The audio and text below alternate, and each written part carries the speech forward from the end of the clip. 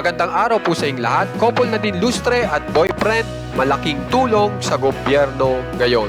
Alamin po natin ang pinakabagong ganap kina Nadine Lustre at saka sa kanyang boyfriend. Welcome po sa Juan Katawa. Pero bago po yan, tingnan po muna natin ang pinakabagong ganap kay Nadine Lustre kung saan po siya ay nakita sa isang mall sa SM Cebu na kung saan po siya po ay nagkaroon po dyan ng meet and greet kasi po meron po siya dyan pinopromote na produkto at yun po ay patungkol sa isang salamin.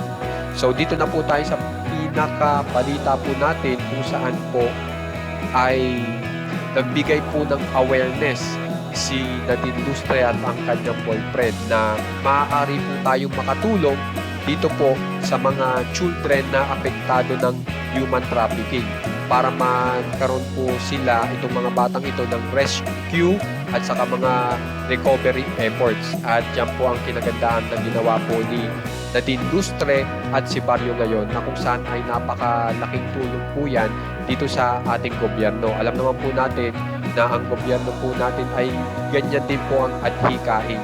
At ngayon po, si Nadine Lustre at ang kanyang boyfriend ay nagbibigay awareness at sumusuporta sa ganyang pong klaseng tulong, lalong-lalo na po sa mga kabataan.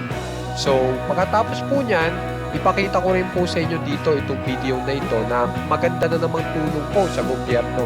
Kasi ito, nagbibigay awareness din po sila Nadine Lustre at saka si Barrio na suportahan po natin yung mga tinatawag na green market na kung saan ay nakakatulong po sa kalikasan. Yan po ay mga produkto na nakakatulong sa kalikasan.